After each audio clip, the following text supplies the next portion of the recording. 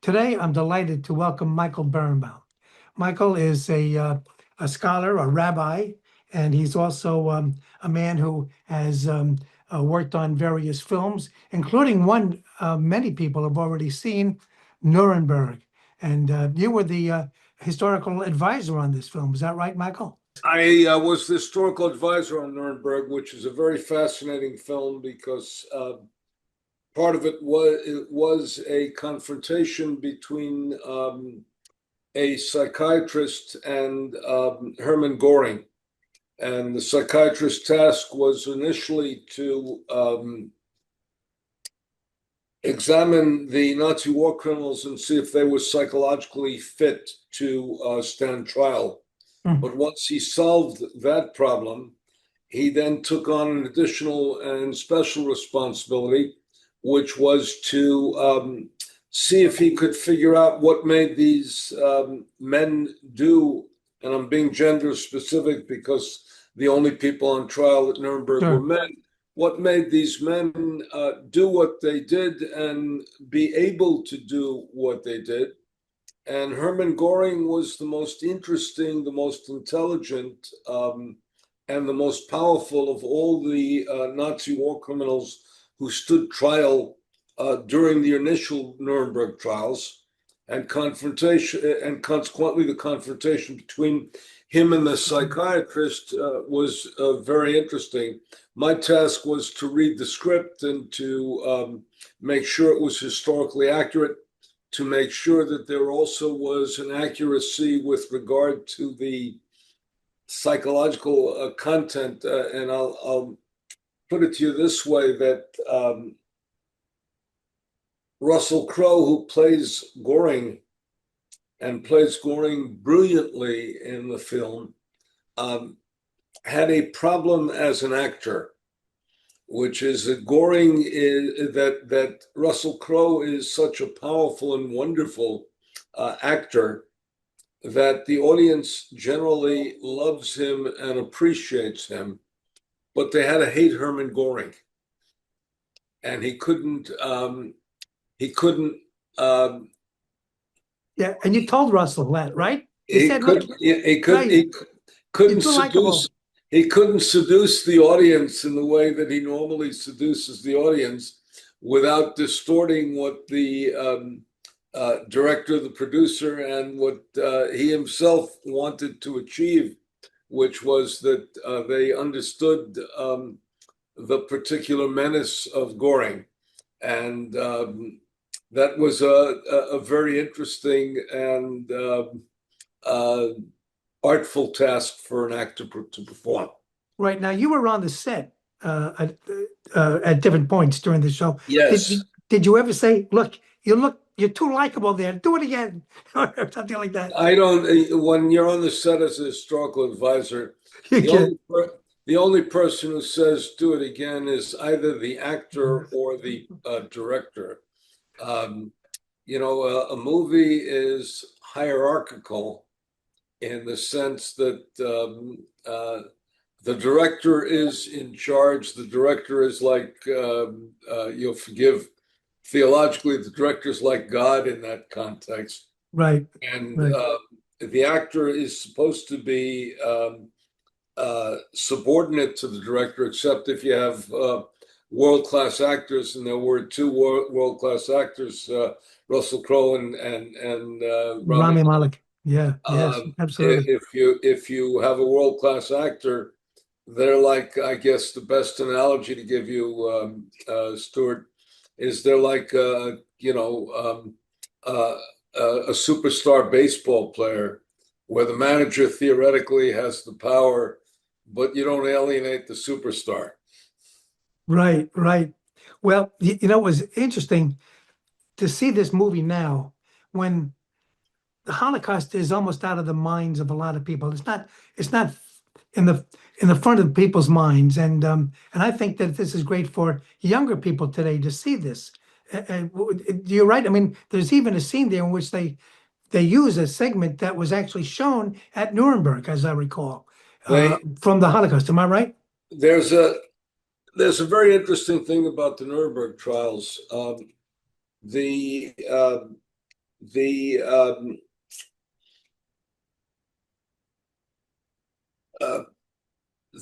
uh, prosecutor, and the prosecutor was Justice Robert Jackson, Yes. wanted to make it a trial by documents.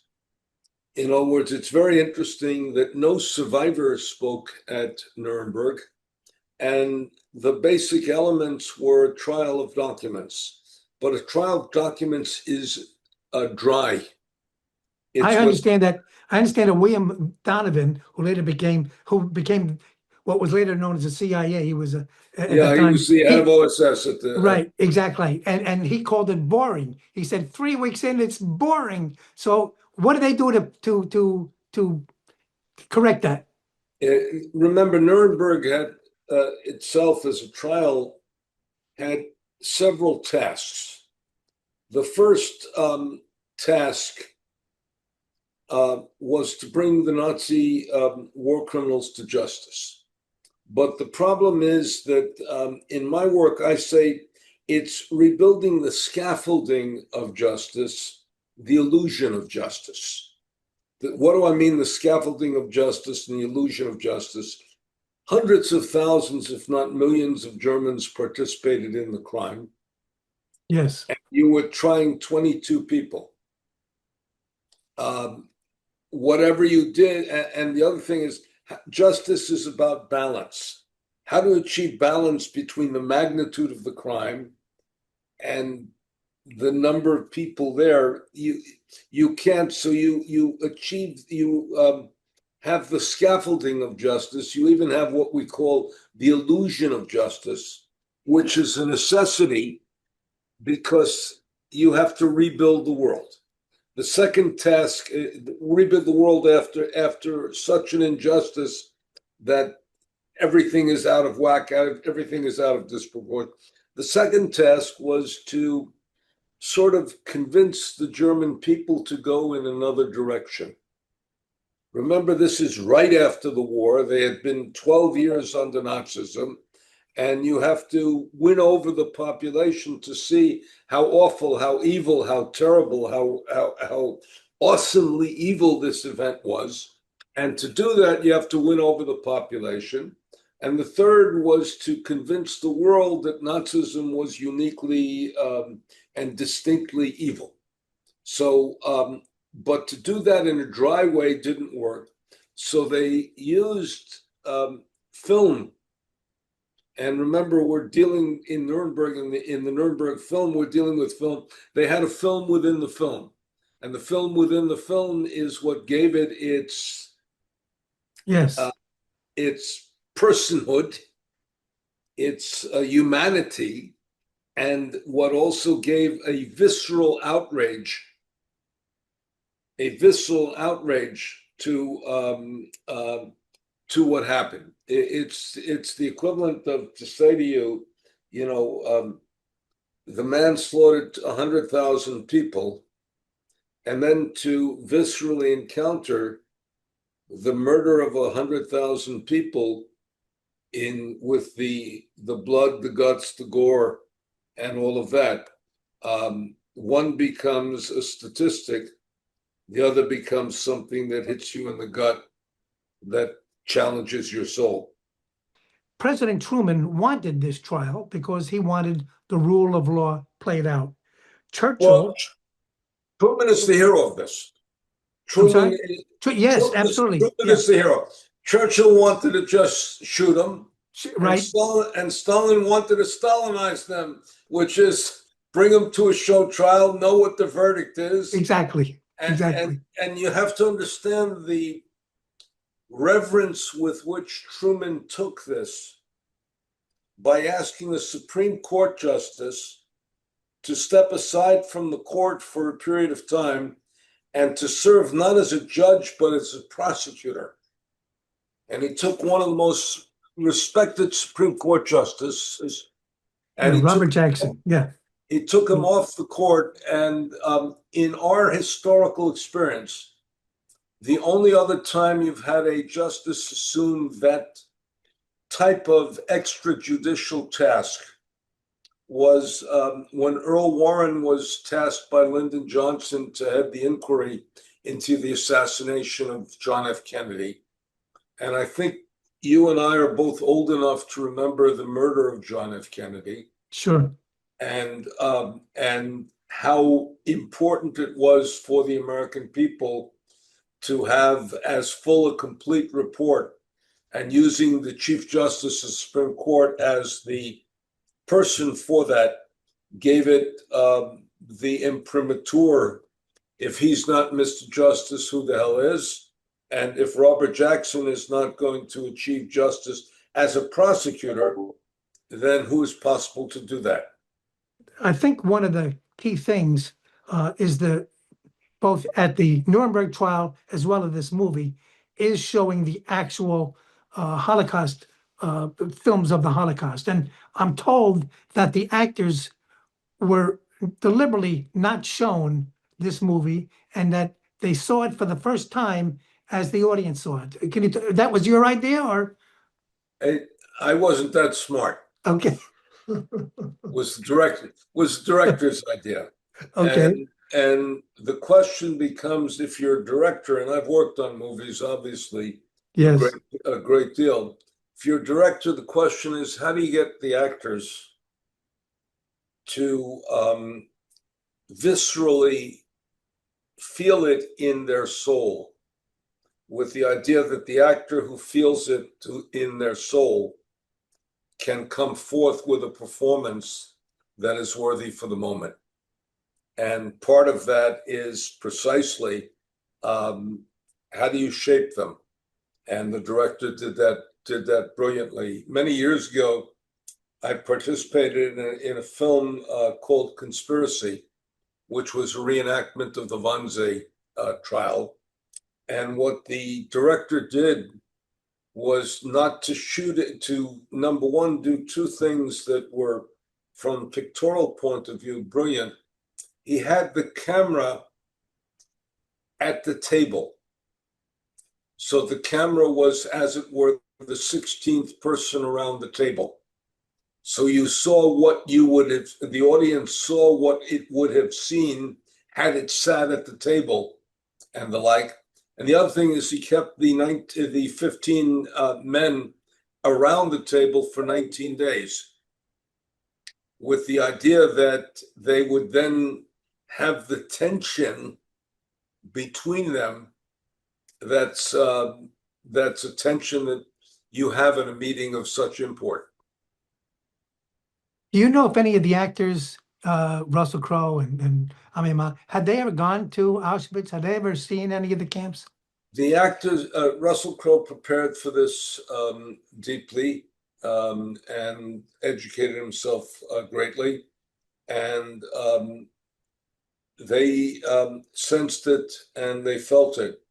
The actor who played Robert Jackson, who normally plays a villain, thanked the director afterwards for saying, "I now can play a moral hero out of cast," meaning he felt the rectitude of Robert Jackson and the sense of his mission. And remember, if Truman is one hero, Jackson is the other hero, because Jackson was a man who believed in justice so deeply that he wanted to bring these people to justice.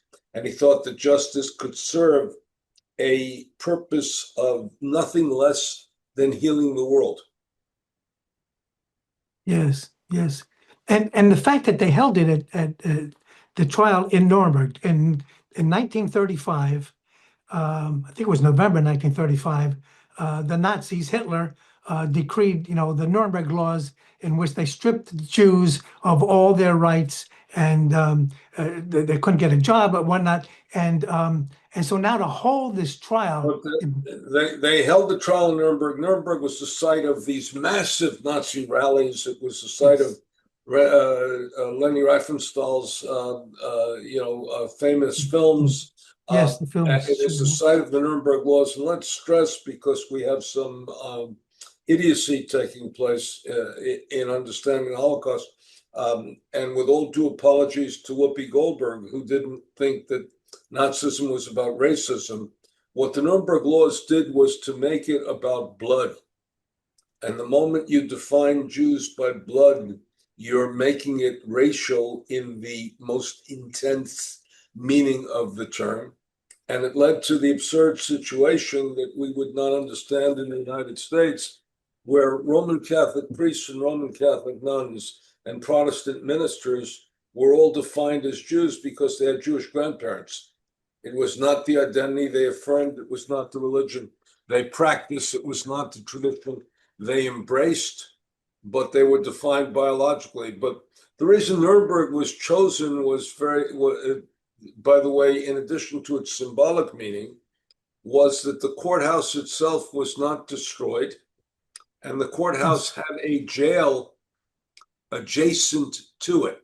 Yes. And if you look at the movie, it has the sense of the courthouse right being adjacent to the prison, where they marched from the prison to the courthouse, and they depicted that, and they did that quite well. By the way, I'm told everybody who's seen the movie wants to know, where did Hermann Goering get the pill at the end? There are multiple theories on that. One theory is that he had it hidden in his clothing all along. Oh, Another theory is that there was a guard who was sympathetic to him, who snuck it in. My assumption is he had it in his tooth. ah, There are certain, and he would not have been the only one who had it in his tooth. Remember, in some spy training, you have a very interesting thing. You use all your bullets minus one. You right. save your last bullet to yourself. Oh, right. Yes. And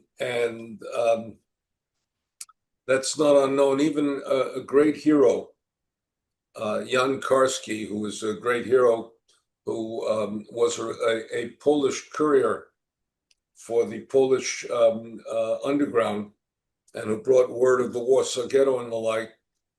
When he was captured, he attempted suicide, as was in one sense his task, because he was afraid that under torture he might break.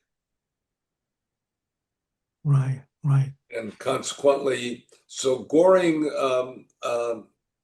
had the confidence, as it were, all the way through, that he was going to deny them the final victory. Right. Right. And he does. He And he does. does.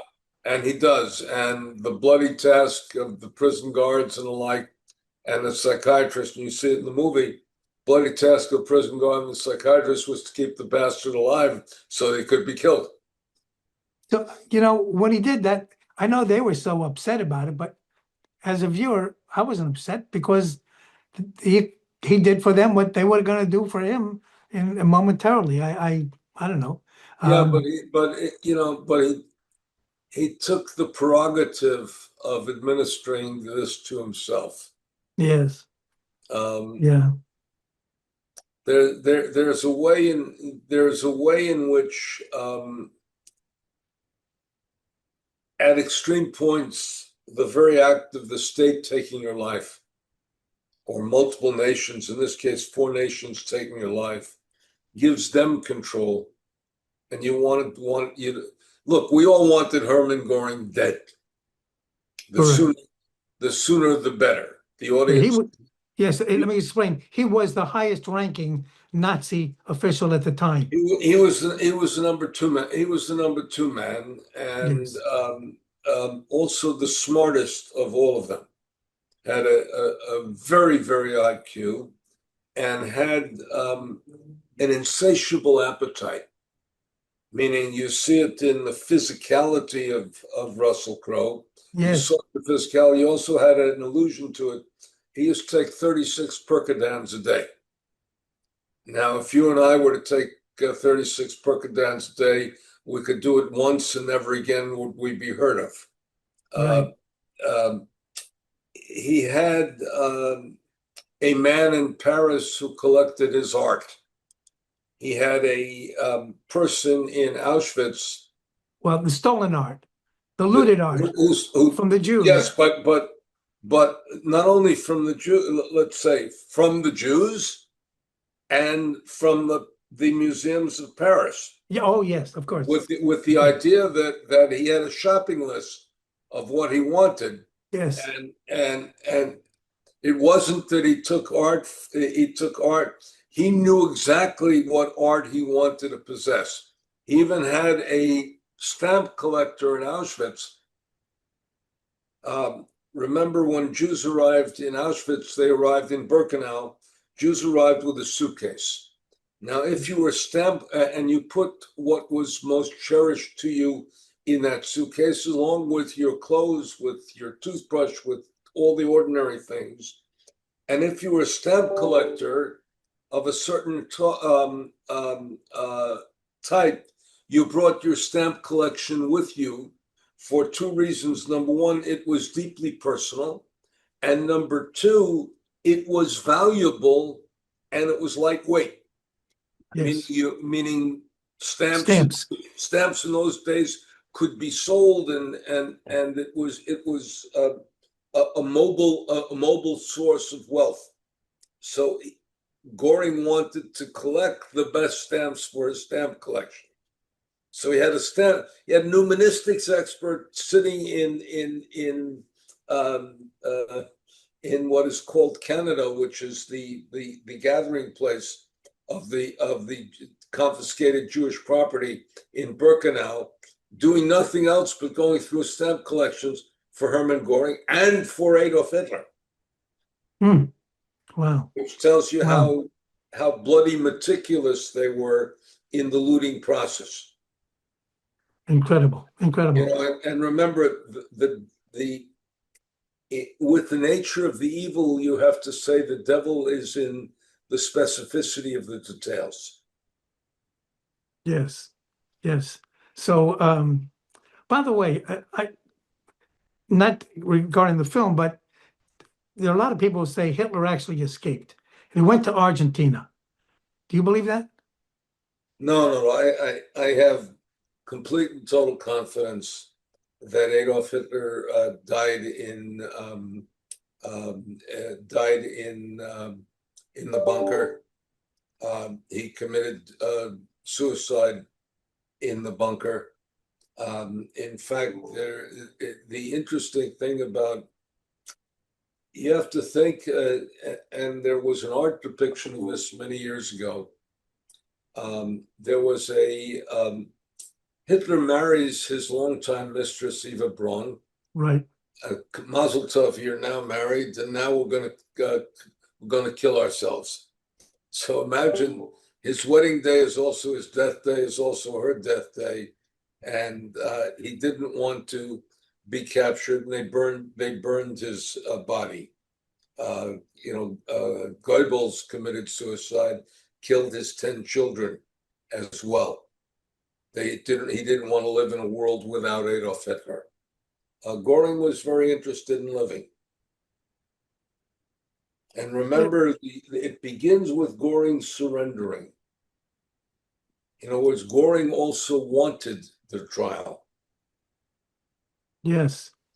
Goring, remember, was the one who said to, I can't forget his name, develop for me the final solution, right? It was Goering who gave that order. He gave the order. He gave the order to Heydrich on July 31st, 1941. It's a more complicated document. It's signed by Hermann Goring. It was essentially written by Reinhold Heydrich to Reinhold Heydrich. Staff prepares your letters if you're of a certain rank.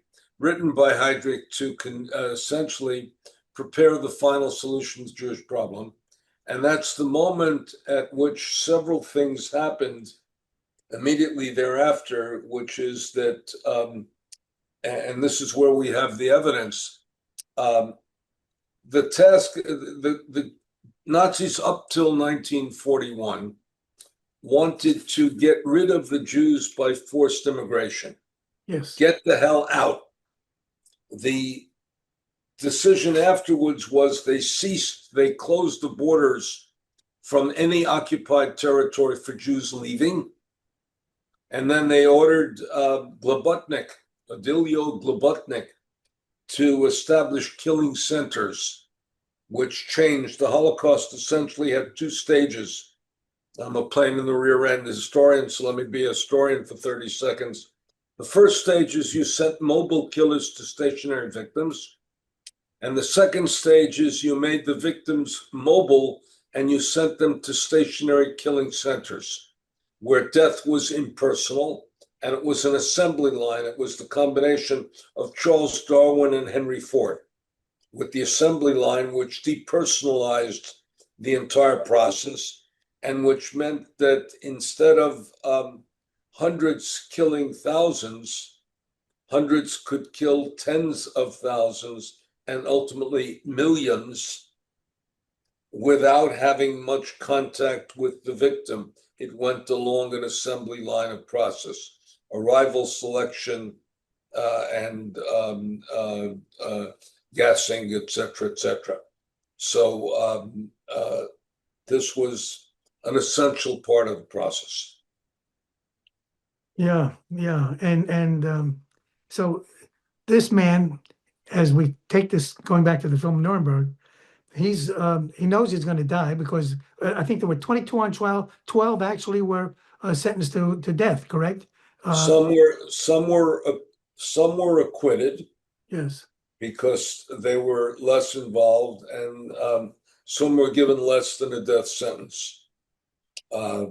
And again, one of the people was tried in absentia because Right. they didn't have him. Yeah. Right. And they did the hanging right there in the Well, they did the hanging right there, and then they did something else, which is they cremated them so that their cemetery plots would not become shrines. Yes. Yes. Yes. And Right. Well, that was and remember Israel, when it tried Eichmann, did something. They hung Eichmann, but they essentially buried him at sea. So his burial place would not become what right. Right. would not become a A shrine. shrine. Exactly. Exactly. This is fascinating. So thank you so much. This has been a very fast half hour. We really went quickly. Michael Berenbaum, thank you so much. Again, the movie is Nuremberg, and it'll be coming to TV soon, I trust. It's been out. It was released 80 years after the trial. In November of last year of 2025. So thank you so much. Great to see you again. My pleasure. Good Appreciate seeing you, and thank you. Thank you. Thank you. This has been Jewish Life. My name is Stewart Ain. Until next week, have a good one.